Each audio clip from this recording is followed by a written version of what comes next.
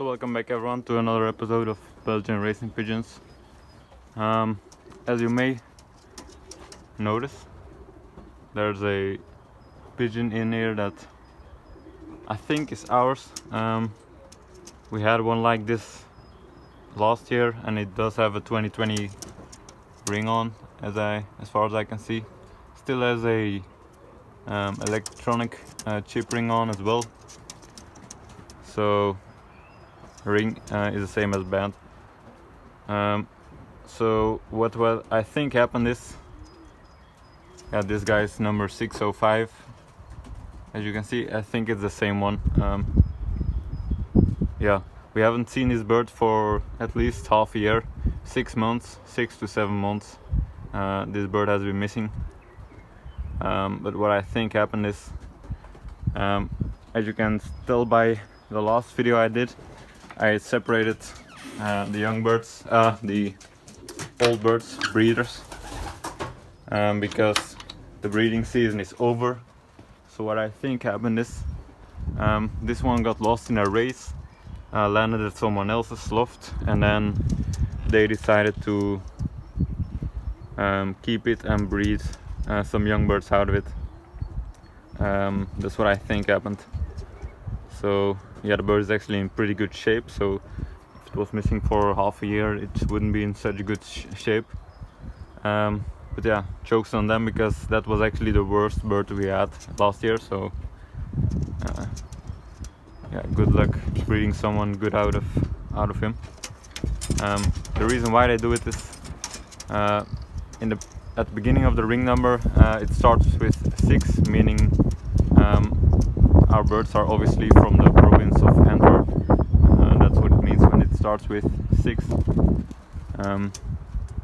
So yeah, in Antwerp are the best birds, so the rest of the world knows that as well, and the rest of Belgium as well. So they just decided to take the chance and breed something out of him. So yeah, that's what happened here. I think it did happen to us last year as well, with the birds I did a giveaway on. So, but yeah, things like that happen. Nothing you can do about it. Do a little check up on these guys here. Turn the light on. Let's let them in the aviary, why not? They're getting quite old now, so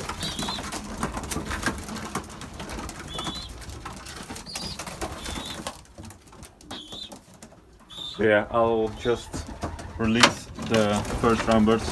I did already release the other ones, the widowers,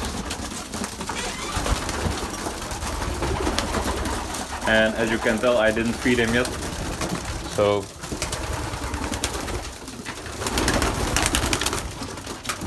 quite eager to fly. Let me open this as well.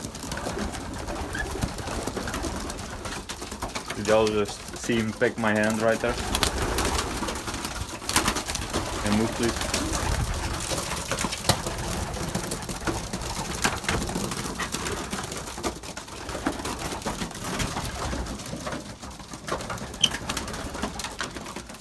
So yeah, there we go.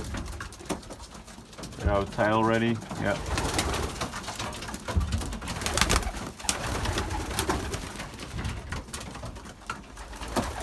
So let's take another look at the second round bird.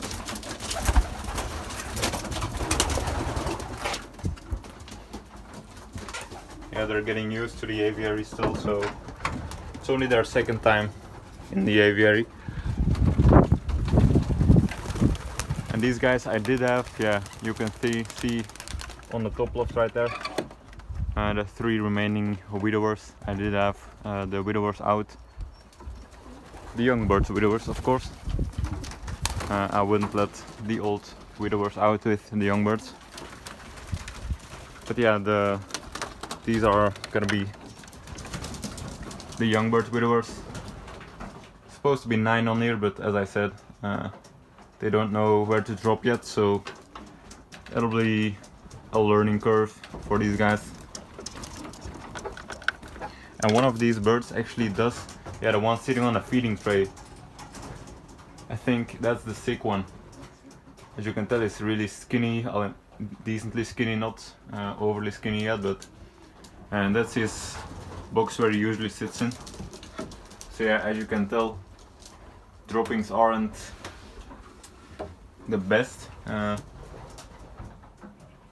but usually when they're like really sick, we were thinking it's gonna be a dino, but when they have a dino, they should be even more wet, and they're not really too wet yet. So, but yeah, we'll have to keep an eye on him. A dino is gonna hit us regardless. It always has. So I believe only 1 year it didn't hit us, but that was like 2017 or so. But the rest of the years it did hit us, unfortunately. So yeah, let's some of these guys to fly.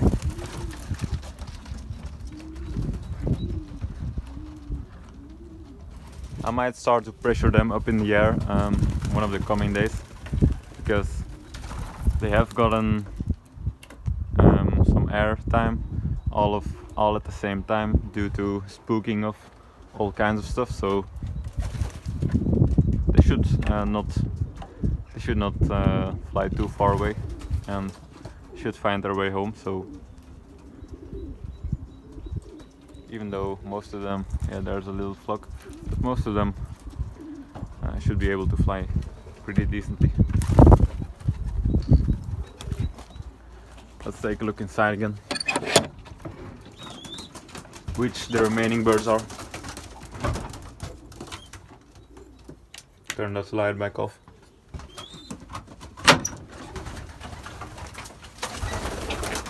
Let's go ahead and give these guys a little pressure as well. That's the 3-seater right there. It's actually not a bad looking bird, that one. I think it's gonna be a hen, but I really like the look of the head. Yeah, they're supposed to. They're getting a bit lazy now, I think, so I'll try to get them out. So I got them all out, got the remaining Mr. 3-seater right there. Looks like we already have a lazy guy back coming in, so might have to close that up. You can go outside as well.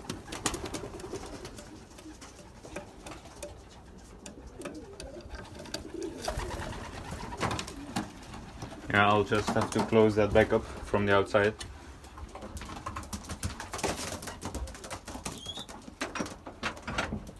This loft is getting a little bit wet, but that's due to young birds.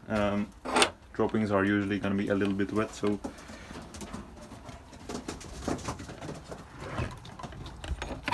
let's close this back up.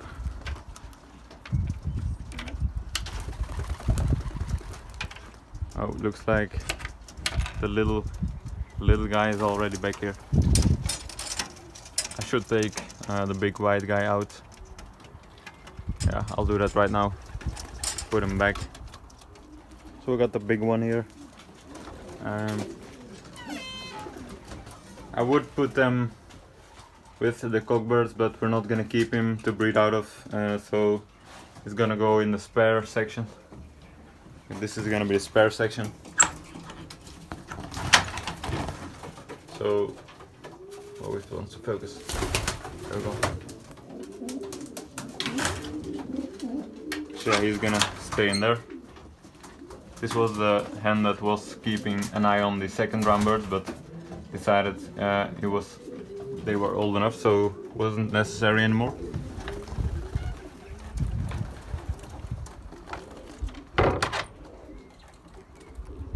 So yeah, what do we have now? Some birds sitting on here, some birds flying. Yeah, I might try and pressure them up, but it might be a little bit soon. Look at these guys. They're a bit unsure of this because it has no flooring, so they obviously think they're gonna fall through, so, but they'll get used to it. Actually got quite a lot of birds flying right now. It's still very unorganized.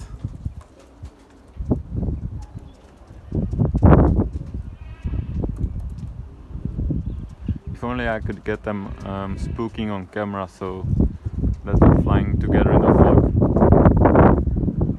So I still gotta go cut some wood over there, as you can see, that pile. So I'll do that while these guys are out here, and when they spook I'll try and get it on camera as soon as possible, so yeah, stay tuned. So I just drove through here with the tracker and they all kind of flew up, but not like really spooked, just flew up a little. So now you can see they're kind of flying in a flock, but it's a really big one and spread out. That's a plane. So see, that's how they should be flying right now, without me having to help them. So yeah, I think what I'm gonna do is next time I'm gonna let them out. I might just do it from the beginning on, let them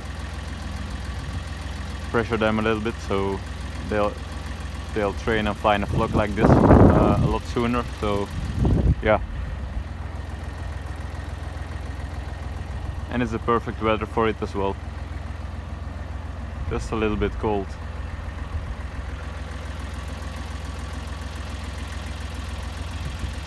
We still have some flying alone, like those guys, some blue bars. That's another one.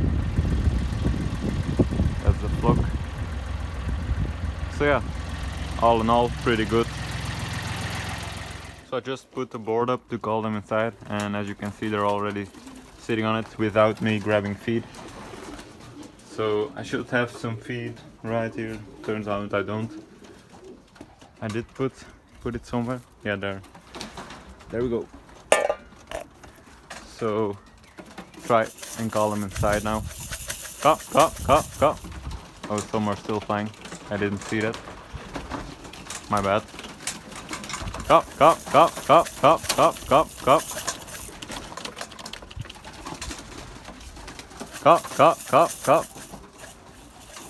Yeah, calling them out of the air would be a little much to ask, I'm afraid. So go. I'm still learning, so, but yeah, once they're sitting down they come inside pretty good, so I'm quite pleased with that. For some reason these guys always like to sit in front of the door. It's pretty annoying.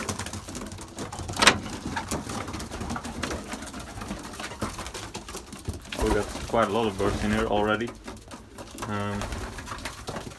So yeah, that's the little dropper bird we're gonna be using.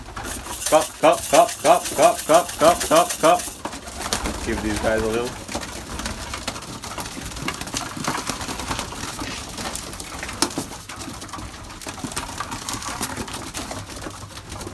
Go.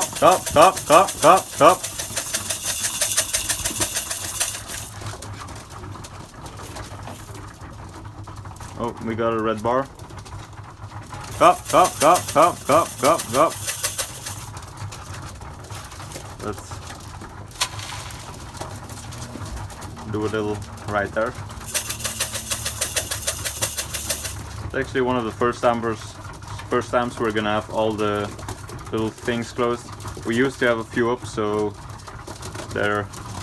they could go inside easier, but they'll get used to it like this. So it looks like we got about, I don't know, 15 birds in here. There should be 20 something.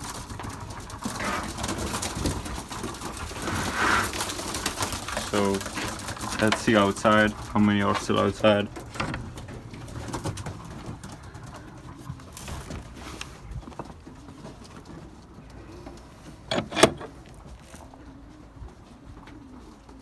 Oh, we got two sitting right there, one right there.